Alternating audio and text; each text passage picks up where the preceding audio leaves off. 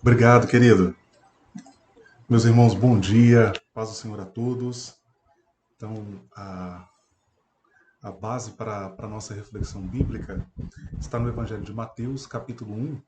Quero ler com vocês do versículo 18 até o versículo 25, que foi inclusive o texto que nós usamos como devocional aqui em família.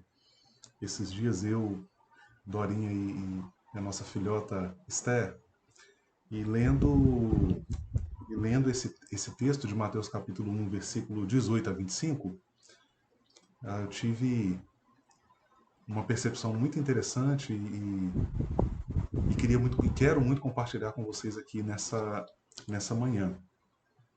Me permitam dar um tema para esse devocional, que é o seguinte: ouvindo Deus na ponderação. Considere também uma provocação o tema da nossa da nossa devoção aqui nessa manhã, né? Ouvindo Deus na ponderação. Vamos ler, queridos? Eu estou usando aqui a Bíblia de Jerusalém. Gosto muito da Bíblia de Jerusalém. O texto diz assim: a origem de Jesus Cristo foi assim. Maria, sua mãe, comprometida em casamento com José, antes que coabitassem, achou-se grávida pelo Espírito Santo. José, seu esposo, sendo justo e não querendo denunciá-la publicamente, resolveu repudiá-la em segredo. Enquanto assim decidia, eis que o anjo do Senhor manifestou-se a ele em sonho, dizendo: José, filho de Davi, não temas receber Maria, tua mulher, pois o que nela foi gerado vem do Espírito Santo. Ela dará à luz um filho, e tu o chamarás com o nome de Jesus, pois ele salvará o seu povo dos seus pecados. Tudo isso aconteceu para que se cumprisse o que o Senhor havia dito pelo profeta. Eis que a Virgem conceberá e dará à luz um filho, e o chamarão com o nome de Emanuel, o que traduzido significa Deus está conosco. José, ao despertar do sono, agiu conforme o anjo do Senhor lhe ordenara, e recebeu em sua casa sua mulher. Mas não a conheceu até o dia em que ela deu à luz um filho, e ele o chamou com o nome de Jesus, seguindo assim a orientação que havia sido dada pelo anjo do Senhor. Esse texto, queridos, essa leitura em família, me deixou pensativo por alguns dias, né? Faz alguns dias que nós fizemos esse devocional aqui em casa e me chamou muito essa perícope bíblica, me chamou muito a atenção por diversos fatores, né? E eu fiquei pensando, irmãos, em como é importante na nossa trajetória de vida a ponderação, ponderar. E ponderar ou seja, refletir, pensar e ponderar em relação a diversas questões, né? A diversos fatores que marcam a nossa trajetória, que marcam a nossa vida. Ponderar em relação a uma opinião que nutrimos sobre uma pessoa, sobre uma instituição, ponderar sobre uma decisão que vamos tomar, como era o caso de José aqui. Ele está numa situação bem difícil, uma situação bem delicada, quando você considera esse pano de fundo social, religioso ali do universo judaico no primeiro século, na Palestina do primeiro século. José, ele foi colocado, vamos dizer assim, numa situação muito delicada, né? E que era ainda mais delicada para Maria, né? Então, ponderar sobre decisões, ponderar sobre pessoas, sobre situações que aconteceram conosco, é muito importante, necessário, sobretudo nessa era tão agitada em que nós vivemos. Porque o nosso instinto natural é reagir de maneira espontânea e imediata. Mas geralmente isso dá lugar a precipitações, a injustiças, a falas que são impróprias. E eu falo isso aqui para vocês, queridos, nessa manhã, dizendo com a experiência de um homem que vai completar agora 40 anos no dia 7 de fevereiro, e sigo aberto aí a presentes, tá? Fiquem à vontade. Sobretudo livros, viu? Eu falo para vocês aqui, queridos, que já acertei muito nessa questão, mas já errei muito. Aliás, eu suspeito que mais errei do que acertei, porque na minha jornada enquanto teólogo, e teólogos, filósofos, geralmente é uma classe de pessoas, de pensadores que são muito apaixonados, né? Eu já tive textos meus que eu publiquei assim de maneira muito passional e que geraram muita repercussão, ao ponto inclusive de um emprego meu na época ficar em risco por causa de um artigo extremamente passional que eu publiquei, né? Gerou uma repercussão a nível de vários colegas no Brasil inteiro me mandaram mensagem, né? Então eu sei bem o que é ponderar e sei bem o que a falta da ponderação faz, né? Mas olha que interessante, queridos, a expressão bíblica. O texto vai dizer, na Bíblia de Jerusalém, a tradução colocou assim, né, que enquanto assim decidia, fazendo referência a José, né? Ou seja, enquanto José decidia. A Almeida Revista e Corrigida, ela coloca outra tradução. Ela diz assim, ah, enquanto ponderava nestas coisas. Então, essa é uma expressão muito interessante, porque ponderar é um processo mental, cognitivo humano. É humano, é um processo mental, é psicológico. Mas olha que interessante, nesse processo de ponderação, e é justamente nesse processo de ponderação que Deus fala com José. E de algum modo parece que se encontra aí a ação humana com a ação divina.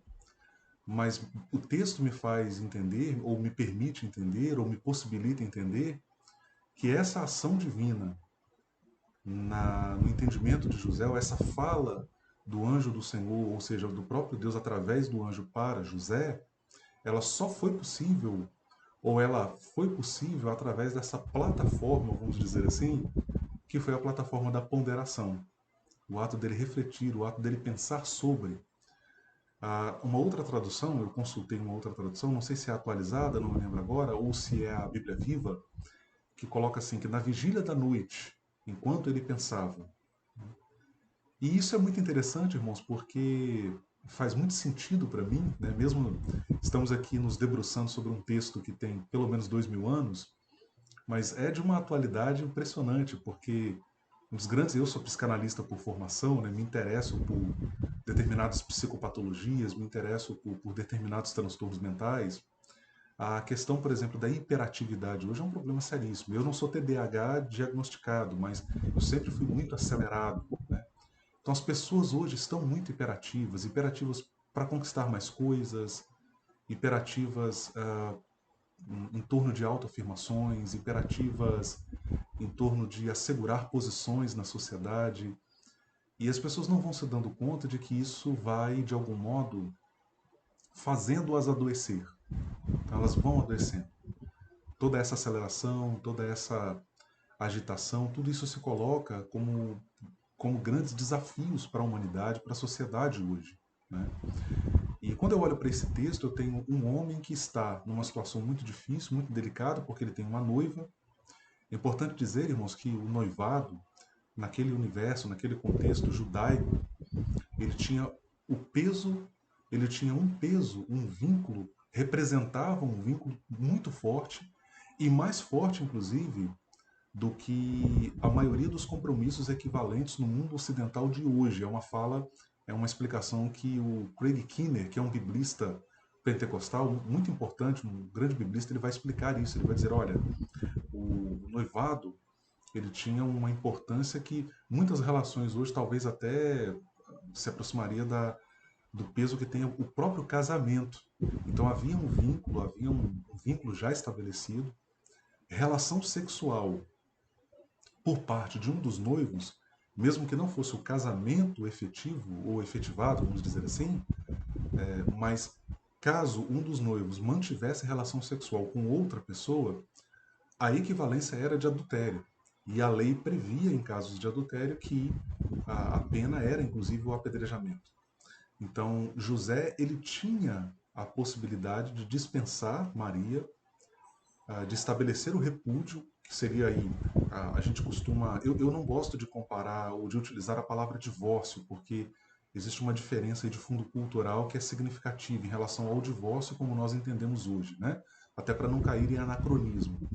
Mas ele tinha a possibilidade de repudiá-lo, acho que essa palavra é mais adequada, que implicava basicamente em dispensá-la e não assumi-la no casamento. Ela ficaria exposta à vergonha, ela ficaria exposta a uma situação muito constrangedora e possivelmente teria muita dificuldade para ser assumida por outro homem naquela condição, de estar grávida durante o noivado. Né? Só que José, queridos, ele pondera em tudo isso. Ele vai ponderar, ele vai pensar, ele vai refletir. E olha que interessante. Ele está vivendo uma situação delicada e difícil que não foi uma situação que ele cavou com as próprias mãos. E aqui eu aprendo, queridos, que nem sempre nós nos vemos em uma situação difícil porque procuramos isso, ou porque erramos, ou estamos numa situação difícil por questões duvidosas, questionáveis. Não. Muitas vezes nós nos vemos em situações difíceis até por motivos muito nobres, né? O que é que está em xeque aqui? Nada mais, nada menos que o nascimento de Jesus. O texto já começa assim, né? A origem de Jesus. O nascimento de Jesus foi assim. E foi assim como? Foi numa situação muito difícil para José. José teve que lidar com uma situação muito delicada. Mas José ele vai fazer o quê? Ele vai ponderar. Antes de agir, antes de tomar uma decisão, antes de fazer uma escolha, ele pondera, ele reflete. A nossa tendência, queridos, normalmente é ter reações imediatas. Mas essas reações imediatas, essas reações impulsivas, essas posturas reativas que nós temos muitas vezes, aquela fechada no trânsito, né? E aí você já sai do carro com um facão ou com a pistola na mão. Brincadeira, gente. Mas a gente vê isso, né, nos vídeos aí da internet muito, né? No Quai, então, nem se fala, né?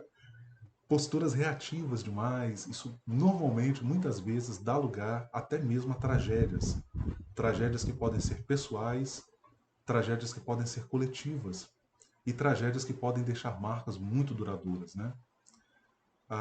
Aqui nós aprendemos com José. Eu me lembro de ter lido, irmãos, há muitos anos, uma expressão muito interessante relativa aos Salmos. Quando você lê o livro dos Salmos numa tradução da Bíblia mais antiga, tipo Corrigida Fiel, ou Almeida Revista e Corrigida, você encontra ali uma expressão que está no livro dos Salmos que é muito interessante, que diz assim, Selá, que seria aí no hebraico equivalente a um interlúdio, ao intervalo, a uma pausa na. E aí, lendo um comentarista devocional da Bíblia, ele fala algo muito interessante, que o intervalo, a pausa, é de grande importância para nós. Muitas vezes é na pausa, é no intervalo que Deus vai falar. Hoje nós estamos aqui refletindo sobre ponderação, sobre a importância de ponderar, de refletir, de pensar. Elias era o profeta acostumado com eventos cataclísmicos, né? Elias era o profeta, nós pentecostais adoramos nos referir a Elias como o profeta do fogo, né? O fogo é um símbolo arquetípico muito importante da espiritualidade pentecostal. Mas é muito curioso pensar que ele ouve a voz de Deus no cicio suave e tranquilo. Né? Isso para o pentecostal é uma dificuldade muito grande. Né? Como alguém que ficou muitos anos em igrejas pentecostais, eu percebia a dificuldade que as comunidades de fé pentecostais tinham quando se deparavam com um pregador ou um pretenso pregador como eu, por exemplo, né? Eu sempre preguei assim, exatamente como estou falando aqui para vocês, né? Então era muito difícil para elas assimilar que Deus pudesse estar falando através de alguém como eu, porque a gente se acostuma sempre com esse ímpeto. E a nossa vida hoje é assim, né, irmãos? Nós vivemos uma vida muito agitada, muito acelerada. E isso é muito desafiador, queridos. Isso é muito difícil, porque nesse estilo de vida, a devoção se esvai, a capacidade de ouvir o outro se esvai. Vocês já perceberam que hoje ninguém ouve mais ninguém? Você muitas vezes numa conversa, basta ter 3 pessoas na mesa. Você não consegue concluir uma frase sem ser interrompido. Nós temos uma dificuldade muito grande de ouvir o outro hoje, né? Então, nessa vida agitada, nessa vida acelerada, o outro passa a não mais fazer parte da nossa agenda. O que o outro tem a dizer, né? E aí eu aprendo com José também, querido, sobre a alteridade. José não apenas pensa em si mesmo, mas ele está preocupado com a reputação de Maria. O texto vai dizer, né, que ele sendo justo e não a querendo infamar, ou seja, não jogá-la na miséria, não jogá-la na, na ignomínia, na vergonha. Ele está preocupado com Maria, mesmo que ele esteja ponderando não manter uma relação com ela dali para frente, né? Não, ela talvez não vá mais fazer parte da minha vida, mas eu me preocupo com ela. Olha que lição maravilhosa, preciosa, nós temos aí num homem que não é um erudito, não é um rabino, não é um príncipe entre os israelitas, ele é um carpinteiro, ele é um homem simples, mas ele está preocupado com outra pessoa, ele está preocupado com alguém, ele está preocupado com a sua noiva, mesmo que talvez isso tenha algum prejuízo para ele, inclusive. E isso é muito didático para nós, irmãos. A gente vive tempos desafiadores. Grande educador Edgar Morin, ele vai nos lembrar que nós vivemos a época da incompreensão. Bauman, grande sociólogo, ele fala dos tempos líquidos, ou seja, há tempos em que nada é estável, nada é duradouro, nada tem uma forma fixa, né?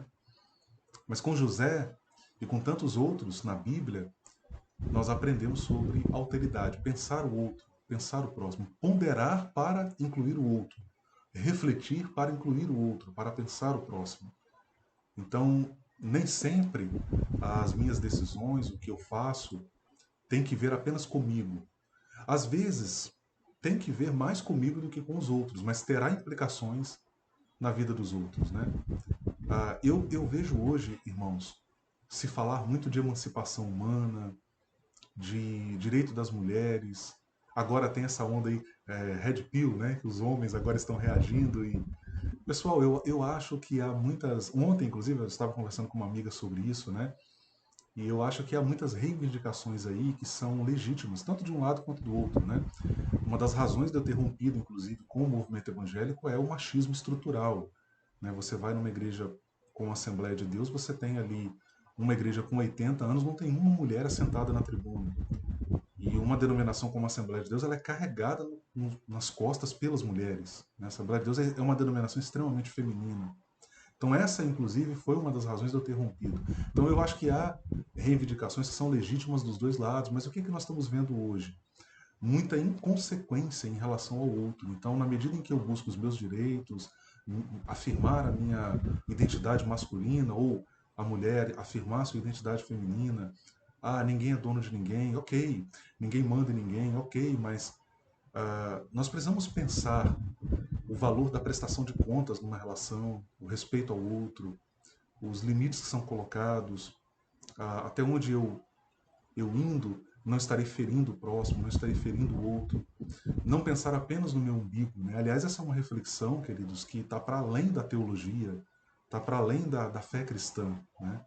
Falar disso é falar de ética, é falar de construir condições que nos permitem viver de maneira coletiva, de maneira familiar, de maneira profissional. Então a alteridade, ela é um elemento, irmãos, que sem o qual a sociedade desaba, a sociedade vira um caos. Né? E José está nos ensinando isso de maneira muito profunda, de maneira muito significativa.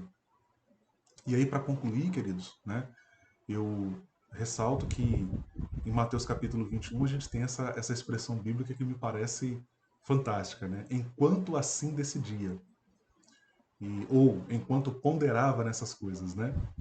O silêncio, muitas vezes, a ponderação, essa postura reflexiva, elas podem ser as plataformas que Deus vai usar para nos ensinar, para nos fazer melhores, para nos levar a pensar mais o outro, não apenas os nossos próprios interesses e objetivos, para repensar atitudes, posturas.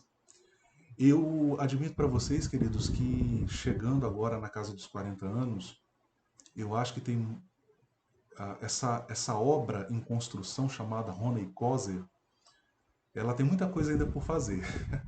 Às vezes é até frustrante, sabe, irmãos? Você olha para si mesmo e, caramba, o trabalho é árduo ainda, o trabalho é longo. Mas na mesma medida, você olha para aquela versão sua de 5 anos atrás, de 10 anos atrás, e você agradece a Deus, não, muita coisa melhorou. Hoje eu sou mais solidário, hoje eu sou mais auditivo, hoje eu pondero um pouco mais, hoje eu já não faço como fazia. Então, essa reflexão só é possível, queridos, quando nós silenciamos, quando nós desaceleramos, quando nós conseguimos parar e olhar para dentro. Nós temos uma facilidade muito grande para olhar para fora, olhar para o outro, olhar para o erro do outro, olhar para o que estão fazendo, né? Eu trabalho num contexto, queridos, em que a, a fofoca é cultural. O falar mal do outro é algo cultural, é quase que estrutural na realidade na qual eu me insiro profissionalmente. É um desafio não participar disso. Né? É um desafio não me deixar levar pelo fluxo. Né? Mas essa reflexão ela só é possível, de fato, quando você pondera, quando você para, quando você permite que Deus fale ao seu inquieto coração, muitas vezes agitado pelas preocupações da vida. E nessa hora, e aqui eu quero concluir, queridos, eu lembro a vocês e lembro a mim mesmo do ensino de Jesus em Mateus capítulo 6, versículo 34. Não vos inquieteis, pois, pelo dia de amanhã, porque o dia de amanhã cuidará de si mesmo. Basta cada dia o seu mal. Então, muitas vezes, o nosso grande erro é que nós estamos pensando mais no futuro ou no passado do que vivendo o momento presente. O passado é referência. O futuro é uma expectativa importante que nos move no presente. Mas o que nós temos de fato é o presente. Paul Ricoeur, em Tempo e Narrativa, ele buga a nossa cabeça mostrando o que é o tempo. Né? Ele vai. Quando você lê Paul Ricoeur em Tempo e Narrativa, uma leitura dificílima, mas que vale muito a pena o trajeto. Você, caramba, tudo que eu pensava sobre o tempo não é bem exatamente assim. Então, ele vai mostrar que o tempo, na verdade, o tempo passado, o que é o tempo passado? O tempo passado nos escapa. O tempo passado, na verdade, são memórias, são lembranças, não é factível. Nós já vivemos, já aconteceu. O que é o futuro? O futuro é uma projeção da mente.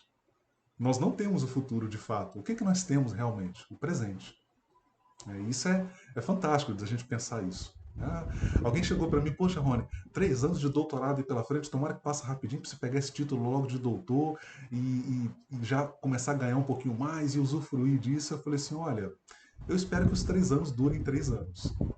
Eu não tenho pressa alguma, até porque a vida é muito breve, até porque a vida é muito curta. Então eu quero curtir esses 3 anos, eu quero desfrutar dessa jornada acadêmica no doutorado em teologia. Eu quero aproveitar cada momento, cada aula, ouvindo ali os padres na universidade, lendo os textos, publicando. Eu quero viver esses momentos. E essas falas, essa mentalidade, irmãos, elas são um reflexo justamente de uma era muito acelerada, muito agitada, e que de tão agitada acaba não vivendo o presente. Eu concluo aqui com uma frase que foi atribuída ao Dalai Lama, e eu não sei se de fato é dele, mas seja como for, é uma frase muito instrutiva. Né? Ele vai dizer que ele tenta entender os homens, porque. E ficou muito conhecida na internet essa frase, né? Olha, eu tento entender os homens, porque eles gastam a saúde para conquistar dinheiro e depois gastam dinheiro para tentar recuperar a saúde. Eles vivem como se nunca fossem morrer e morrem como se nunca tivessem vivido. Gente, isso é de uma sabedoria assim extraordinária. Que bom que eu estou aqui num espaço em que eu consigo trazer essas pérolas de outras religiões sem sofrer qualquer discriminação, né? Infelizmente isso não foi possível no ambiente evangélico. E essas pérolas de sabedoria muito nos ensinam, né? Então, queridos, eu deixo aqui essa reflexão, compartilho com vocês aqui essa reflexão. Espero que nós possamos juntos, assim, sair daqui fazendo exatamente como José. Enquanto ponderava ele nessas coisas, o anjo do Senhor lhe apareceu e lhe disse assim e assim. Deus abençoe a todos, queridos. Amém, amém. E que reflexão maravilhosa, né? Como é difícil